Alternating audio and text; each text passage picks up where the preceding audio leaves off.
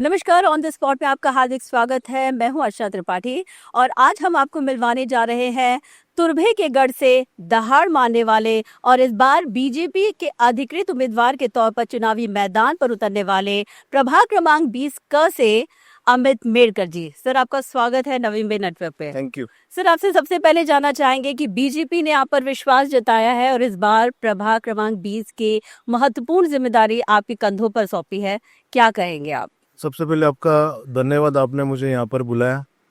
गए 20 साल का एक्सपीरियंस, 2010 से कॉरपोरेटर बनकर जो मैंने मेरे तुर्बे विभाग में काम किया और मेरे परिवार का आज से गए 50 साल का जो एक्सपीरियंस है, जो तुर्बे करने देखा है, जो काम करने की हमारी पद्धत है, जो लोगों के बीच में घुल मिलकर रहकर हम जो लोगों का काम करते हैं और भारतीय जनता पार्टी ज्वाइन करने के बाद जिस हिसाब से मैंने युवा मोर्चा पद संभाला, उसके माध्यम से जो सारे काम किए और पार्टी को पूरी ताकत के साथ अपना समर्थन और पार्टी की ताकत तुर्बे विभाग में मजबूत करने का काम जो मैंने किया, मुझे लगता है कहीं ना कहीं उसी को ध्यान में रखते हुए पार्टी ने और हमारे नेता आदरणीय गणेश जी नायक साहब, इन्होंने मुझे तुर्बे विभाग में जिम्मेदारी देकर मुझे यहाँ पर उतारा है और उनको विश्वास है कि कुछ तो चमत्कार मैं यहाँ पर कर सकता हूँ।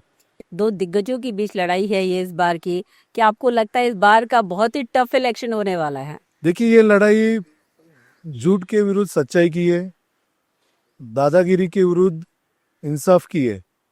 जिस हिसाब से तुर्बे विभाग में आज तक 20-25 साल से कुछ लोगों ने दादागिरी भाईगिरी के दम पर लोगों को डराना धमकाना चाहा और आज तक डराकर धमकाकर जो उन्होंने राजनीति की और लोगों को हताश करके रखा है, आज वहाँ पर तुर्बे में आप देख सकते हो कि लोगों ने अपने गुंडे छोड़ रखे हैं।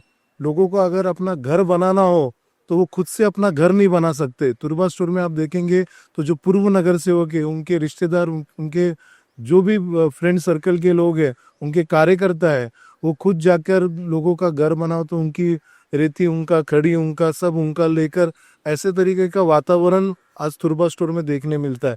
उसी तरफ दूसरी तरफ हमारा हनुमान नगर प्रभाग है, जिसमें हमारे सारे नागरिकों को हमारे तरफ से, मेरे पिताजी की तरफ से उनको फ्री ऑफ कॉस्ट जो कुछ भी साहित्य घर बनाने के लिए लगता है वो उनको दिया गया और दूसरी तरफ हैवी रेट्स लगाकर उन पे अत्याचार किया गया। तो ये बहुत बड़ा फर्क है जो तुर्बा स्टोर ने देखा है और हनुमान नगर के लोगों ने देखा है। और जिस तरीके से हनुमान नगर में हमने लोगों के साथ रहकर, लोगों के बीच रहकर उनको उनके काम करने के लिए उनको जो साथ हमने दी है, उसी तरीके का साथ हमें तुर्बे स्टोर के लोगों को भी हम लोगों को देना है। और मुझे विश्वास है कि तुर्बे करके सारे लोग इस बार बड़ा जो बदलाव है वो करने के मूड में है। आपको कैसे यकीन है कि तुर्भे में स्टोर में बदलाव होगा? तुर्बे स्टोर के मैं पूरे गली गली घुमा, हर एक जगह नुक्कड़ गली में मैंने कॉर्नर सभाएं की, लोगों का बड़ा प्रतिसाद मुझे मिला, भर भर के लोग सामने से आए। जब वहां पर गया तो जो नगर सेवक जहाँ पर रहता है, पूर्व नगर सेवक जहाँ रहता है, उसके घर के सामने की सड़कें सही नहीं है, उसके घर के सामने के गटर सही नहीं है, उसके घर के सामने स्ट्रीट लाइट नहीं है, पानी की व्यवस्था नहीं है। लोगों को इंदिरा नगर, अंबेडकर नगर, गणेश नगर और जो हमारा गांधी नगर, गणपति पाड़ा जैसे नगर में जो लोगों ने चुन के दिया, वहाँ नगर सेवक कार्यालय नहीं है। एक नगर सेवक बोलकर जब जनता नगर सेवक से काम करवाने जाती है तो उनके कार्यालय में जाती है। तो ऐसे में दुर्भाग्य की बात है कि उनको एक कार्यालय उपलब्ध नहीं है। तो ऐसे में वो जनता कहाँ जाए और कहाँ अपना काम करे। तो जब सारा प्रभाग घूमा तो ये सारी चीजें सामने आई और लोगों ने नाराज होकर बड़े पैमाने पे लोग बाहर आए और उन्होंने कहा कि अमित भाई, इस बार हमें बदलाव लाना है और जो अत्याचार उन पर आज तक हुआ है और जो धोखाधड़ी उनके साथ जो हुई है, वो 15 तारीख को कमल के सामने का बटन दबाकर बड़ा बदलाव उनको यहाँ पर तुर्बे विभाग में लाना है। लेकिन आपने जब जब प्रचार रैली, चौक सभाएं ये सब ली, एक शब्द बेहद कॉमन रहा कि अंधकार छटेगा, उजाला आएगा। कहने का तात्पर्य क्या है? किस पर निशाना साध रहे हैं आप? कहने का तात्पर्य ये है कि गए 20-25 साल से एक काला साया है, वो काला साया पूरा इस तुर्बे विभाग में मंडरा है और लोगों ने ठान के रखा है कि इस काले साये को पूरे तुर्बे विभाग से हटाना है और विकास का उजाला इस पूरे तुर्बे विभाग में लाना है। जो कुछ भी लोगों ने भुगता है, मैंने आपको जैसे बताया कि दादागिरी और भाईगिरी ये कॉमन चीज है, उस चीज को लोग 20-25 साल से भुगत रहे, लोग एक दहशत के माहौल में, और लोग बाहर नहीं आ रहे। लेकिन जब मैं लोगों से मिलने गया और हमारे नेता गणेश जी नाइक साहब के माध्यम से जब लोगों से जब आह्वान किया गया, तो लोग बहुत खुलकर बाहर आए। उनका जो डर है वो निकल गया है पूरी तरीके से। हमने लोगों को कहा भी कि डरने की कोई बात नहीं, सरकार भारतीय जनता पार्टी की है, मुख्यमंत्री भारतीय जनता पार्टी का है, गृह विभाग है वो भारतीय जनता पार्टी का। अगर कोई न्यूसेंस करता है और आपके बाल को भी अगर धक्का लगता है, तो जो पूरी ताकत है, मैं हूँ, मेरे सारे कार्यकर्ता, हमारे नेता नाइक साहब है, वो रात को 3 बजे भी जरूरत पड़ेंगे तो आपकी सेवा में हम लोग सब खड़े रहेंगे। और इस बात पे विश्वास रखते हुए लोगों के दिलों से जो डर है वो 99% निकल चुका है, और लोग बाहर निकलकर पूरा समर्थन, पूरी ताकत के साथ हमारे भारतीय जनता पार्टी के 8 उम्मीदवार को यहाँ पर दे रहे। इस बार आपको लगता है चैलेंज नहीं रहेगा, कांटे की टक्कर नहीं रहेगी? मैं बस ये कहना चाहूंगा कि ये सोच और विकास की लड़ाई है। आज तक जिस धारणा के साथ वहाँ के पूर्व नगर सेवक लोगों ने जो काम किया है, उसके ऊपर लोगों का रोष है, लोगों की नाराजगी है। हम विकास का मॉडल लोगों के सामने लेके आए हैं। हमें लोगों के रोड, गटर, मीटर, ये बहुत कॉमन चीजें जो यहाँ के पूर्व नगर सेवक ने बहुत बड़ा काम है ऐसे दिखाते हुए इस काम को 20-20 साल किए नहीं है। आज उस प्रभाग में जो 2006-07 में पेवर ब्लॉक्स लगे थे, वो आज भी वैसे के वैसे ही लगे हुए। तो 2006-07 में जो पेवर ब्लॉक, आज उसको 19 से 20 साल हो गए। 20-20 साल उस नगर सेवक ने वहां पर कंक्रीट के रास्ते नहीं बनाए, गटर नहीं बनाए, स्ट्रीट लाइट नहीं लगाई। तो इतना बड़ा जो धोखाधड़ी लोगों के साथ हुआ है, आज बहुत सारे विषय जो लोगों की जरूरत है, जो लोग चाहते कि वो सारे काम होने चाहिए, वो लोगों के लिए करने के लिए हम लोग यहाँ पर अग्रसर है, हम कटिबद्ध है। आज लोगों को इंग्लिश मीडियम स्कूल चाहिए। आज हमारे तुर्बे नाका विभाग में 2 एकड़ का जो प्लॉट है कलेक्टर का, वो नई मुंबई महानगर पालिका को हैंडओवर हो रहा है। उस प्लॉट के ऊपर हमने कॉरपोरेशन के माध्यम से जो डेवलपिंग प्लान है, डीपी प्लान में हमने स्कूल के लिए रिजर्वेशन, हॉस्पिटल के लिए रिजर्वेशन और समाज मंदिर के लिए रिजर्वेशन हमने वहां पर डाल दिया है। आपको मुझे बताने में खुशी हो रही है कि तुर्बे विभाग की जो जनता है वो करीब करीब यहाँ पर 1 लाख नागरिक इस प्रभाग में रह रही है, और इनको कहीं तो भी एक अच्छी सुविधा मिलनी चाहिए, इस हेतु से हम लोग काम कर रहे हैं। और हमारे जो गरीब बच्चे हैं वो मराठी मीडियम स्कूल में जाते हैं, आगे जाके सारा जो सिलेबस है कॉलेज में इंग्लिश मीडियम में हो जाता, तो उनको दिक्कत आती है। तो इस बात को ध्यान में रखते हुए जब हम उसी प्लॉट के ऊपर हम लोग सीबीएसई इंग्लिश मीडियम स्कूल बना रहे, ताकि हमारे बच्चों को भी एक अच्छा दर्जेदार एजुकेशन मिले, प्राइवेट स्कूल से दर्जेदार उनको अच्छा एजुकेशन मिले। आज वो स्कूल में 1.5-2 लाख फीस है, तो 2 लाख फीस अगर वो भर नहीं सकते, इसका मतलब ये नहीं है कि उनके बच्चों की पढ़ाई का अधिकार नहीं, उनको भी उतना ही अधिकार है। वो सुविधा हम लोग उनको वहाँ पर पहुँचाने वाले। साथ में हमारे नागरिकों को अस्पताल से रिलेटेड कोई सुविधा लेनी होगी तो सेक्टर 10 के अस्पताल जाना होता है, जो कि दूर पड़ता है, यहाँ से आधा पौना घंटा लगता है। तो हमारे जो लोग यहाँ जहाँ रहते हैं उनको ही वो सुविधा वहाँ पर मिले, इसलिए उसी जमीन के ऊपर हम लोग 100 बेड का अस्पताल बनाने जा रहे हैं।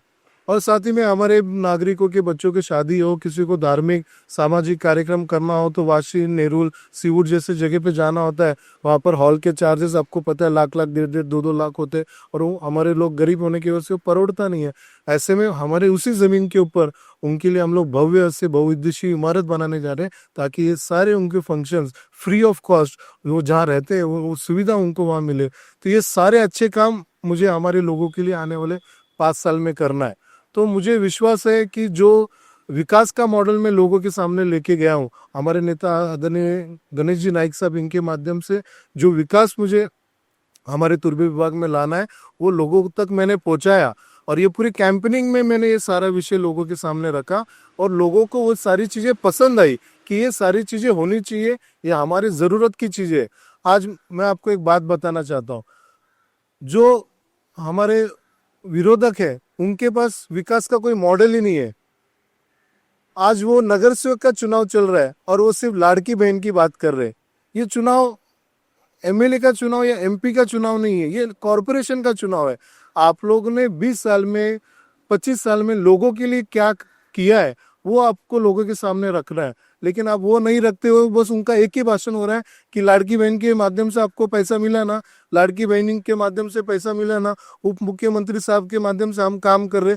ये नगर सेवक के विषय है, आप मुझे बताइए नगर सेवक के विषय कि आपने क्या किया, आपने रास्ते बनाए क्या, आपने पानी की व्यवस्था की क्या, आपने स्कूल की व्यवस्था की क्या, आपने समाज मंदिर की व्यवस्था की क्या, अपने अस्पताल की व्यवस्था की क्या? ये सारे कुछ मुद्दे ही नहीं है। और भविष्य में क्या करने वाले हैं ये भी मुद्दे वो बता नहीं रहे, सिर्फ बोल रहे कि लाड़की, अरे लाड़की बहन तो सरकार में हम भी है, बड़े भाई तो हम है, तो हमारे लोगों ने वो पहले दिया है और हमारे लोगों का पहला अधिकार है। तो ये नगर सेवक का चुनाव है। आप बुनियादी जो मुद्दे है उस पर बात करो, आपने क्या करने वाले उस पर बात करो। आपको लेकिन वो विरोधक तो आरोप लगाते हैं कि आप काम होने नहीं देते हैं। अभी ब्रिज का काम हो गया, लोगों की जानें जा देखिए, रही हैं, सारे कुछ नहीं हो पा रहा है। लोगों को पता है कि ब्रिज का काम किस वजह से रुका हुआ है। इस बंदे ने 7 साल से ब्रिज का काम होने नहीं दिया। ब्रिज के यहाँ से उसकी गाड़ी जानी चाहिए, वो गाड़ी जाने के लिए उसको डिजाइन चेंज करना है, वो डिजाइन 7 साल से डिजाइन चेंज कर रहा है। आज 7 साल हो गए वो डिजाइन चेंज करने में लगा है, और उसके 7 साल की वजह से 52 लोगों ने अपनी जान गंवाई। उन 52 लोगों में बड़े बुजुर्ग, छोटे बच्चे और युवा वर्ग शामिल है। इन 52 लोगों के जिम्मेदार कौन है? मैं आप जनता से सवाल करता हूँ, इस 52 लोगों का जिम्मेदार कौन है? तो इस 52 लोग का जिम्मेदार ये पूर्व नगर सेवक है।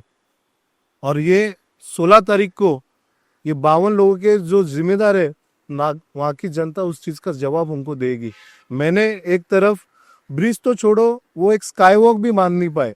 मैंने उम्र के 25 साल में हमारे तुरबा नाके से लेके जनता मार्केट तक एक नहीं दो दो स्काईवे बनाए, दो दो। हमारे पूर्व सांसद संजीव नाइक साहब, इनके माध्यम से उनको पीछे लगकर नाइक साहब के से फॉलो कर कर हमने दो दो स्काई वॉक बनाए। ये भी तो सरकार में थे, उनके साथ जुड़े थे, 20 साल नगर सेवक थे, 3 बार स्टैंडिंग कमेटी सभापति थे। तो इनको क्यों करने नहीं आया स्काई वॉक? इनको किसने रोका था? इनको करना ही नहीं था। तो ये सारी चीजें हम एक तरफ विकास का मॉडल लाए हैं, और आगे क्या विकास कर सकते हैं ये लोगों के सामने रखा है।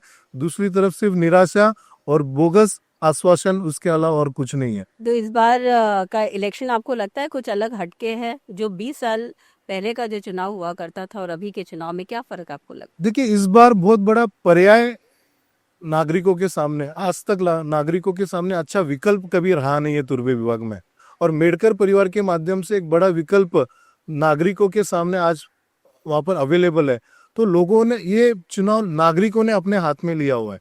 ये चुनाव पब्लिक के हाथ में, और पब्लिक ने ठान के रखा है कि इस बार भारतीय जनता पार्टी के पैनल क्रमांक 20 और पैनल क्रमांक 14, ये जो चारों उम्मीदवार है उनको भारी मतों से जिताकर नवी मुंबई महानगर पालिका में नगर सेवक बनाकर भेजने का काम तुर्बे की जनता करने वाली है। है? इस बार भारतीय जनता पार्टी ने अम्बेडकर परिवार को एक बहुत बड़ी ताकत दी है, प्रभाग क्रमांक 20 में भी और 14 में भी। तो किस प्रकार से जो पार्टी ने आप पर भरोसा जताया है उस पे कितने खरे उतरेंगे आप? क्योंकि बड़ा पैनल है, कई लोग हैं, कैसे आप उस पैनल को निकाल पाएंगे? देखिए, गए 50 साल का हमारा इतिहास है तुर्बे विभाग में। मेरे परदाती कमला देवी मेडकर, फिर मेरे दादाजी ओमकार जी मेडकर, मेरे पिताजी अमृत जी मेडकर और मैं, अब ये चौथी पीढ़ी हम लोग समाज सेवा में। और हम लोग ने लोगों के बीच में जाकर, लोगों के बीच में रहकर लोगों का काम किया है। हम कहीं फार्म हाउस में जाके हमने राजनीति नहीं की है। हम लोगों के बीच में रहकर लोगों को परेशानियों को समझकर उसका वहाँ के वहाँ इमीडिएट उनका निवारण करते हैं। और इसी का फायदा हमें अभी हो रहा है। आज जो आपने देखा होगा, मेरा फॉर्म भरने से लेकर जो मेरी लास्ट रैली हुई, इतना जबरदस्त प्रतिसाद लोगों का यहाँ पर देखने मिला है। तो उसका कारण क्या है? उसका कारण सिर्फ ये कि जो लोगों के बीच रहकर हमने लोगों का जो काम किया है, हमारे नेता नाइक साहब का जो विजन है, वो सब हम लोग लोगों के तक लेके गए। और उसी की वजह से लोग उतनी भारी तादाद में बाहर निकल कर अपना समर्थन हमको जता रहे। और दूसरी तरफ सिर्फ निराशा, झूठे आश्वासन, दादागिरी, भाईगिरी। तुर्बे स्टोर जैसी जगह पे औरत सेफली बाहर निकल नहीं सकती है, ऐसी परिस्थिति आज तुर्बे स्टोर में है।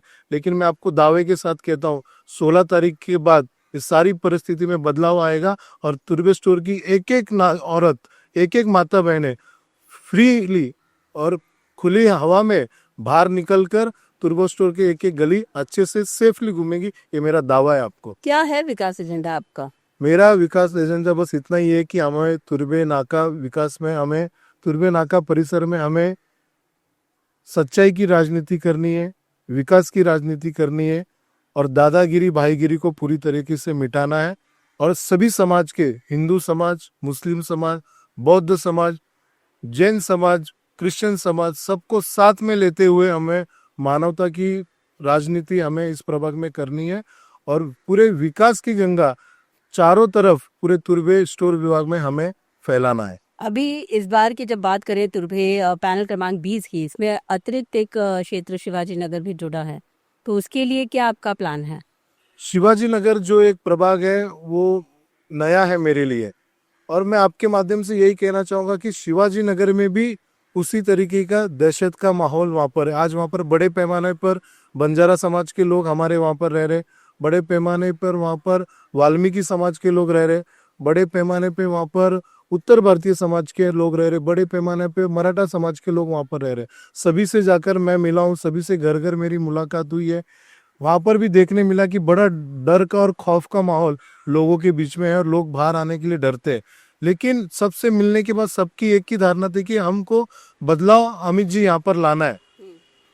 भले आज खुल के लोग बहुत सारे आए और कुछ नहीं आए, जो देखने मिला मैं आपको सच्ची बात रखूंगा, लेकिन एक एक नागरिक ने ये कहा है कि अमित भाई जब हम लोग मतदान केंद्र में जाएंगे तो मतदान केंद्र में कोई हमारा हाथ पकड़कर हमें वोट करने नहीं लगा सकता है। वहां पर अगर कोई मालिक है तो हम मतदाता खुद मालिक है और जब हम वोटिंग करने अंदर जाएंगे तब हम वहां पर सिर्फ और सिर्फ कमल का बटन दबाएंगे और 16 तारीख को जिसको जो जवाब देना है वो वहां पर हम लोग वहां पर देकर रहेंगे कि आश्वासन लोगों ने मुझे दिया है। और बहुत सारे जो काम है शिवाजी नगर में करने जैसे है। आज वहां पर भी लोग 20-20 साल से राज कर रहे, लेकिन वहां पर भी आज पानी की लाइन वहां पर नहीं है, पानी की टंकी वहां पर नहीं है, वहां पर ज्येष्ठ अपना नागरिक विहंगा केंद्र वहां पर नहीं है, लोगों को समाज मंदिर वहां पर नहीं। ये सारी दिक्कत वहां से जाने के बाद वहां पर देखने मिली तो लोगों का यही कहना था कि वहां पर भी ये सारी सुविधा उनको चाहिए। मैंने सभी को विश्वास दिलाया कि वहां पर आप लोगों को पानी की व्यवस्था होगी, पानी की टंकी की व्यवस्था होगी, ये सारे चीज का मैंने आश्वासन उनको दिया है। लेकिन साथ में वहां पर एक विषय देखने मिला कि घर का बहुत विषय, वहां के पूर्व नगर सेवक लोगों को जो घर है उसको बढ़ाने नहीं देते। आज G+ आज परिवार बढ़ रहा है, घर में 3-3 भाई है तो लोग मजबूरी से घर उनको बढ़ाना पड़ता है। लेकिन वहाँ के पूर्व नगर सेवक की इतनी दहशत है कि उनका घर वहां पर बढ़ाने नहीं देते। 2000 के बाद के जिनके घर है उनको प्रॉपर्टी टैक्स, वाटर टैक्स बनाने नहीं देते। और वही चीज वो लोगों ने गांधीनगर, रमेश स्टोन, अंबेडकर नगर और हमारा DR पटेल कॉरी, ये सारे विभागों में वहाँ के नगर सेवकों ने यही करके रखा है कि वो लोगों के डॉक्यूमेंट्स ही बनने नहीं देते। और दूसरी चीज वो साइमल्टेनियसली ऐसा करते हैं कि तोड़ने भी वही लगाते हैं, बेचने भी उनके ही लोग वहां पर लगाते हैं और खरीदते भी वही है। मीन्स तोड़ने वाले भी वही, बेचने वाले भी वही और खरीदने वाले भी वही नगर सेवक। तो ऐसी पूरी मिली जुली सरकार उनकी वहां पर बनी है और ये सारा विषय लोगों ने मेरे सामने रखा।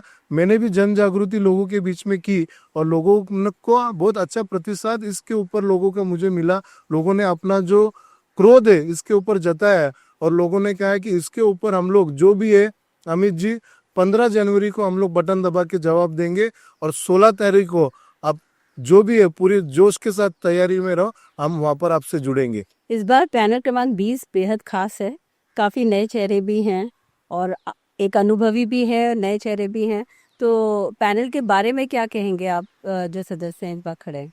नहीं, मैंने जैसे आपको यही कहा कि ये सोच की लड़ाई है। आज तक जिस तरीके की सोच, मेरा एक ही वार्ड था, सामने वाले का 3 वार्ड थे, लेकिन जिस तरह की उनकी सोच रही है वो सोच हमेशा लोगों के विरोध में रही है, विकास के विरुद्ध में रही है। लोग फ्री माइंडेडली घूम नहीं सकते उसके विरुद्ध में रही है। और दूसरी तरह से जो हमारा हनुमान नगर, जो मेरा एक ही वार्ड था, मेरे हनुमान नगर में हमेशा हर समाज के लोग फ्रीली जीते, फ्रीली रहते, खुली हवा में सांस लेते हैं। आज सभी धर्म के, जात के लोग एक साथ रह के मानवता की भावना में रहकर एक साथ हंसते खेलते रह रहे। और ये जो पूरा हनुमान नगर का जो हमारा पैटर्न है कि सभी समाज के लोग साथ में रहकर खुली हवा में सांस ले, ये सारी चीजें हमें पूरे तुर्बा विभाग में और ये पैनल नंबर 20 में हमें फैलाना है और पैनल नंबर 14 में भी हमें फैलाना है कि सब एक नागरिक खुली हवा में सांस ले, आज़ादी के साथ साथ आज़ादी से सांस ले और आज़ादी में हम रह रहे, ऐसा विश्वास उनको रहे, और वो रहकर अपने परिवार के साथ सारे अच्छी जिंदगी जिए, यही हमारा हेतु है। इस बार तो पैनल क्रमांक 14 की बात करें तो 14 गांव भी इससे जुड़ा है, तो उसमें आपका क्या प्रभाव होगा वहां पे? देखिए, मैं आपको बताना चाहता हूँ कि 14 गांव के जो लोग हैं, 25 साल पहले हमारे नेता गणेश जी नाइक साहब ने उनसे कहा था कि आप नई मुंबई में जुड़ जाओ, लेकिन दुर्भाग्य से उस वक्त उन्होंने साहब का सुना नहीं और जुड़े नहीं। लेकिन आप देख सकते हो कि आज नई मुंबई और 14 गांव की बाउंड्री कॉमन है। एक तरफ नई मुंबई जो कि 21st सेंचुरी का शहर है, और दूसरी तरफ बाउंड्री के उस पार हमें ऐसा लगता है कि 50 साल पीछे एक गांव है। इतना फर्क दोनों तरफ देखने मिल रहा है। आज वो 14 गांव, जिन पॉलिटिकल पार्टी के नेतृत्व में 14 गांव वहां पर रहा और वहां के सत्ताओं के साथ में रहा, लेकिन आप वहां पर देखो उनका विकास कुछ नहीं हुआ है। वहां पर सड़कें बनी नहीं, वहां पर पानी की व्यवस्था नहीं है, वहां पर स्कूल की व्यवस्था नहीं है, वहां पर अस्पताल की व्यवस्था नहीं है, वहां पर स्ट्रीट लाइट की व्यवस्था नहीं है, वहां पर माता बाल रुग्णालय की व्यवस्था नहीं है। किसी भी तरह की सुविधा 14 गांव में अभी तक वहां पर देखने मिलती नहीं है। वहां पर बड़े बड़े आश्वासन वहां पर लोगों के माध्यम से, बड़े बड़े नेताओं के माध्यम से दिए गए। 70-70 करोड़ रुपए देंगे, ऐसे बड़े बड़े ऐलान वहां पर किए गए, लेकिन 7 रुपया भी वहां के 14 गांव के लोगों को मिला नहीं। लेकिन दूसरी तरफ हमारे जो पहले मंत्री थे और हमारे अभी जो प्रदेश अध्यक्ष है रविंद्र चौहान साहब, इनके माध्यम से वहां पर 14 गांव को 32 करोड़ की जो निधि है वो दी गई, और 32 करोड़ की निधि के माध्यम से सारे 14 गांव के रास्ते, इनका निर्माण वहां पर हुआ है।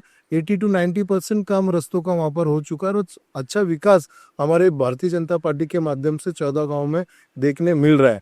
मैं आपको बस यही कहना चाहूंगा कि 14 गांव के लोगों ने जो भुगता है 20 साल में, उनकी आंख खुल गई है, और उनको पता चल गया है कि 25 साल जहां हम सड़ गए और हमारी तरक्की नहीं हुई, उन्नति नहीं हुई, हमारे बच्चों के भविष्य खराब हो गए, अभी कहीं तो भी उसमें बड़ा बदलाव लाने का वक्त आ चुका है। और जो नई मुंबई में लहर है वो भारतीय जनता पार्टी की लहर है।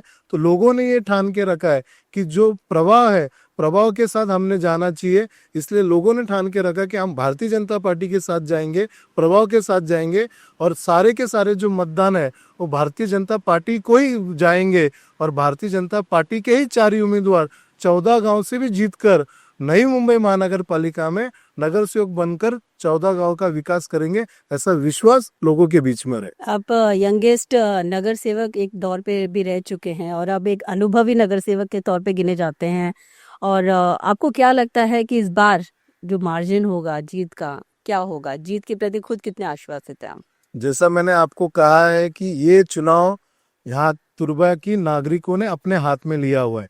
ये मैंने मेरे हाथ में नहीं लिया हुआ है, जनता ने ये चुनाव अपने हाथ में लिया हुआ है। और जब जनता कुछ चीज ठहराती है, कुछ चीज सोचती है, तो आप विश्वास रखो उसका जो रिजल्ट आता है वो 20-30% नहीं आता है, वो 100% आता है। और जो कुछ भी रिजल्ट आएगा, मैं आपको दावे के साथ कहता हूँ कि सामने वालों के डिपॉजिट जब्त होंगे। ऐसा रिजल्ट 16 जनवरी को आपको देखने मिलेगा। सर, आजकल विरोधकों का एक मुद्दा चर्चित बहुत चल रहा है कि 500 स्क्वायर फीट का घर देंगे, इस पर आपकी क्या राय है? मुझे इस पे हंसी आती है और कुछ नहीं आती है। इतने साल उनको हमारे गरीब लोगों के घर दिखा नहीं कभी। आज चुनाव आने के बाद ही उनके हमारे गरीब लोगों का घर उनको दिखता है। और क्यों 500 स्क्वायर फीट का घर? 500 स्क्वायर फीट का घर क्यों मिलना चाहिए? आज हमारे जो घर है, 1-1, 2-2, 3-3 माले के घर हो चुके। गरज के हिसाब से लोगों घर में 2-2, 3-3 भाई है, तो उन्होंने ऊपर मकान बनाए, नीचे बनाए। अब ऑलरेडी हमारे लोग 500-600 स्क्वायर फीट के घर में रह रहे हैं। तो आप 500 स्क्वायर फीट का घर देके उनको क्या करने वाले हो? आप पतरे के झोपड़पट्टी से निकाल के आप उनको कंक्रीट के झोपड़पट्टी में डालने वाले हो? ये बिल्कुल हम होने नहीं देंगे। मैं उनसे यही कहना चाहूंगा, आज वो टावर की बात कर रहे हैं कि हमको टावर बनाना है, टावर बनाना है। अरे आप टावर की बात कर रहे हो तो मैं कहूंगा, अरे पहले पहले शावर में तो पानी दो, आप टावर कब बनाओगे? हमें कोई टावर और हम इसमें सब नहीं पड़ने वाले। मुझे उनको यही कहना है कि हमको हमारे नागरिकों के लिए जमीन मालकी हक चाहिए। उस जो जमीन है, उस जमीन का मालकीना हक जो है वो हमको चाहिए, ताकि हम हमारे सोसाइटी तैयार कर कर हम हमारे सोसाइटी के माध्यम से हम हमारा कंस्ट्रक्शन करें या कॉरपोरेशन के माध्यम से करें, ताकि हमको जितना घर स्क्वायर फीट का घर चाहिए उतना स्क्वायर फीट का घर हम वहाँ पर बना सके। हम 500 स्क्वायर फीट का आप घर बनाकर बिल्डर से आप लोगों को कमीशन लेना है क्या? हम वो होने नहीं देंगे। हम यहाँ पर जमीन मालकी हक की लड़ाई हम लड़ने वाले।